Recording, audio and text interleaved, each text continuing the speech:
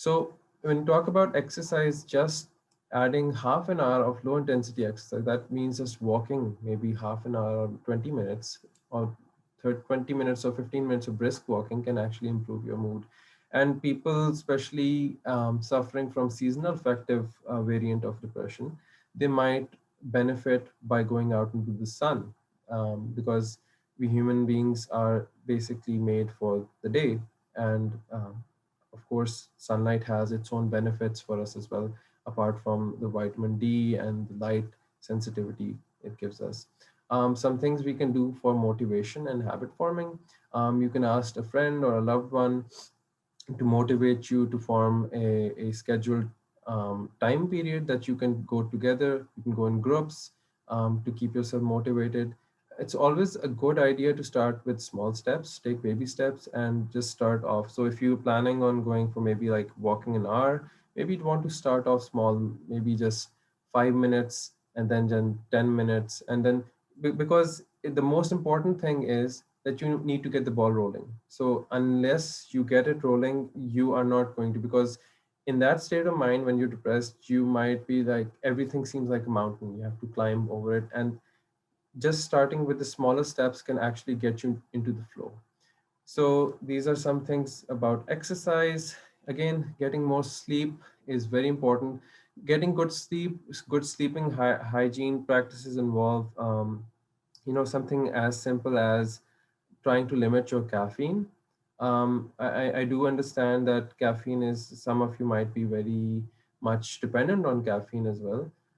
But just simply limiting your caffeine to times maybe around your afternoon or maybe 6 o'clock, that's like around 6 hours before you sleep, that could have vast impacts upon your sleeping patterns as well. Having sleeping rituals, having a sleep diary, that could help. Basically, not using electronic devices or engaging in activities or eating before bed. This is exactly 2 hours before bed. If you want to have a meal, try to have it 2 hours before bed, so you can engage in that. There are other practices as well. You can find a lot of material available online, on YouTube, on the web as well. So CAPS can also guide you in this regard as well. So feel free to contact us. Vitamin D, of course, you can get it from supplements, and you can get it from sunlight as well. If you're unable to get out, because I do understand during this COVID crisis, we're all confined to our rooms. So it's very important that you do try to get sunlight, because that's the best source of vitamin D. But if you can't, um, talk to a doctor, talk to a mental health, talk to a physician. They might be able to guide you which supplement is best to cater to your needs, right? So again, any supplement you need to buy, do consult someone who is trained in it. Going natural, going for dietary supplements, as we talked about, do check in. There's some supplements that have been known, and research has been done on them, such as this is a very difficult name, adenosylmethionine, which is short for SAMe, and hydroxytryptophan, which is 5-HTP, and then there's St. John's wort. Um, these substances can provide relief from depression, but again, be careful with them. Check with your doctor first, because some of these substances might interact, if you're having medications, or if you have a specific biochemistry, they might interact with your body type in a different way. Tapping your spirituality for most people might be very helpful. For some people who are religiously inclined, prayer can help as well. But simple daily tasks such as meditation can also help as well, and they can help your mood and overall well-being as well. So they can be very helpful for this process. Avoiding alcohol and other drugs, because specifically alcohol is a depressant itself. So in the short run, it might feel that it's alleviating problems, but definitely it tends to depress the mood even further. So it's counterproductive to have alcohol when you're feeling depressed. And a word of caution that, of course, it decreases inhibition, which can have consequences, and risky behaviors could be the one of the consequences which could lead to further long-term consequences that you need to worry about. So alcohol is not a good idea when you're going through depression, even though at first impulse it might seem like, okay, it might seem to dull the mood. Eating good food, we talked about this earlier as well. A well-balanced diet includes fish, nuts, and probiotics. Fish and nuts have rich in omega-3 oils, which are very good at inducing serotonin in the body. Probiotics, there has been various studies, items such as yogurt or kombucha, whatever is readily available, you can go for them because majority of your serotonin is produced in your gut. So you need to regulate that mind-gut connection to keep a healthy mood as well. Changing our thoughts, as we talked about earlier, that we can try and change our thoughts by learning to recognize our negative thinking patterns. First, by recognizing what we're thinking, and then trying to reframe our thoughts in a way by thinking that, okay, am I blowing things out of proportion? Am I taking in all the factors into account here? Am I thinking in black and whites? So there's one tendency, a very unhelpful kind of thinking pattern that we adopt when we're depressed. That's mental filtering. And what we do is we tend to start to look at the negatives throughout because nothing seems good at that time.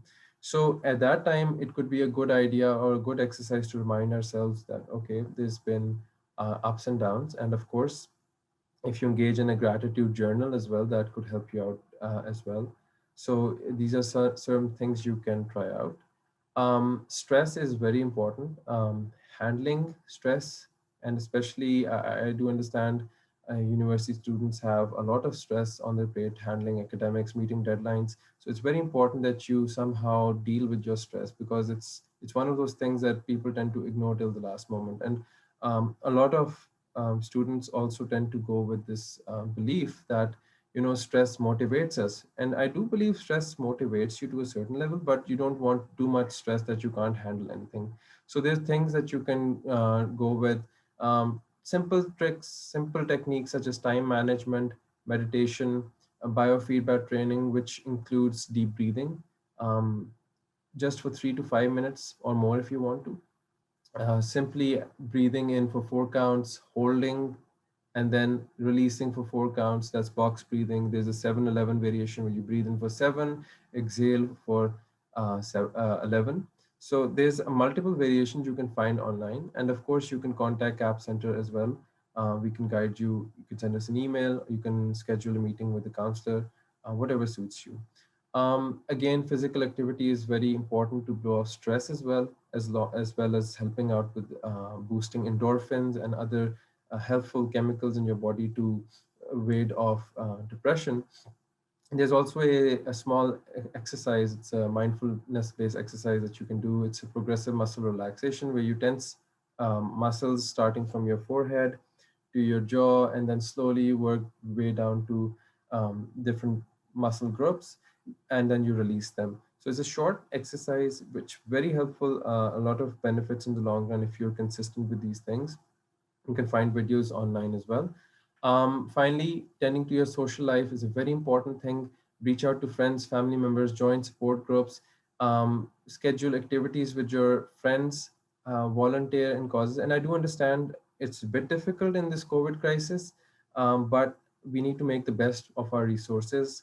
Try to find online groups, try to meet your friends in online settings, try to schedule activities that you can partake in. Um, it's very important that people in this depressive phase engage in social interactions because if you don't, then your negative patterns start to kick in. So a small note to keep in mind is that even you're enlisting people close to you and engaging in activities, keep keep in mind that you want people who understand your condition, who understand what you're experiencing and going through, because if not, then you might feel invalidated, and we don't want that during that time. So you might want people who understand you and know what you're going through. A simple exercise I wanted to try out with you guys.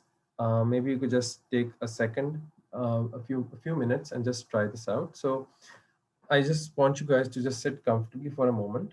And this is something you all can try out. And if you want to close your eyes, you can close your eyes and then take a deep breath in. One more breath. And now, those of you who are following, I'd like you to just try and focus on how your body feels when you're breathing. Just pay attention to the process of breathing as you breathe in through your nose and you breathe out through your mouth.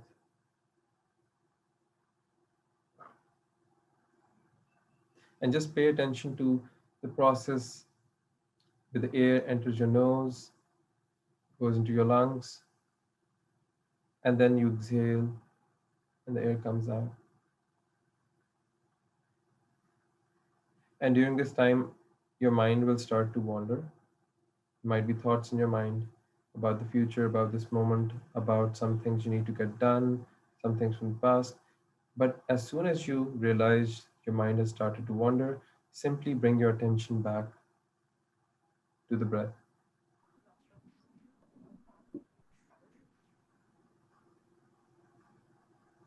Every time your mind starts to wander, just simply bring your attention back to the breath.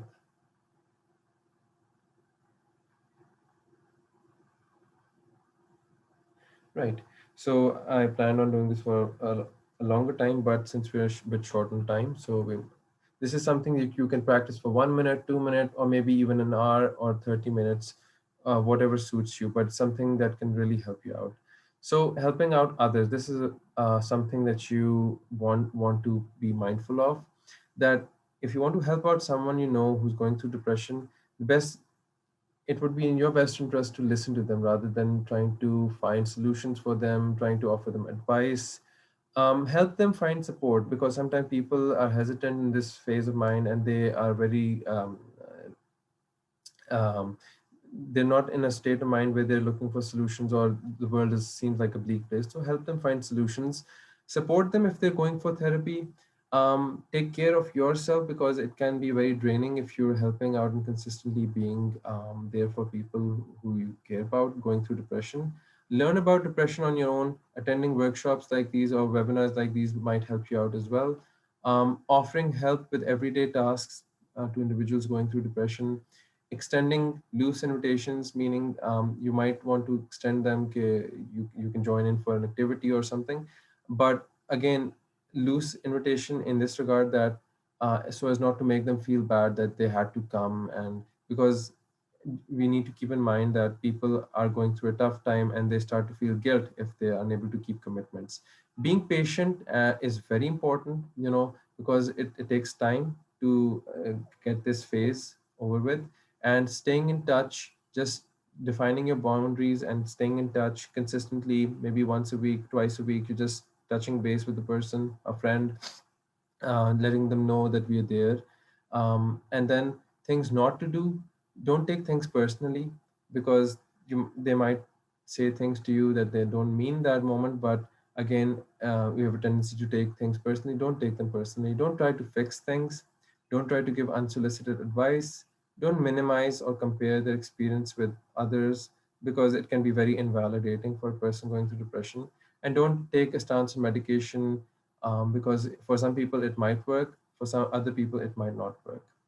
Um, Red flags you need to be aware of: if individuals or loved ones are having frequent mood swings, personality changes, if they're talking about death or dying, if they're purchasing or planning or purchasing weapons, engaged in increased substance use, engaging in risky or dangerous behaviors, if they're getting rid of belongings or getting away treasured possessions, talk about feeling trapped or wanting a way out, if they're pushing away people or saying they want people to be alone or saying goodbye without feeling more than usual, then these are red flags you need to be wary of. And you might want to step in and help them get immediate attention, or maybe talk to concerned people for this regard. Right. So there's some good reading material as well. I can post this as well for those of you who are interested. I can give you this. These are some books and some good web resources available as well. Some good websites such as WebMD, Very Well Mind, Psychology Today can offer good articles in this regard. And Of course, that's all from my end. If you guys have any questions, I'd be happy to answer them. And I hope you guys learned something about depression. Maybe if you already knew these things, maybe you learned some, even just something new, or maybe you just reinforced already um, the knowledge you already possessed. So, in that regard, I'd like to end today's seminar. Take care of yourselves.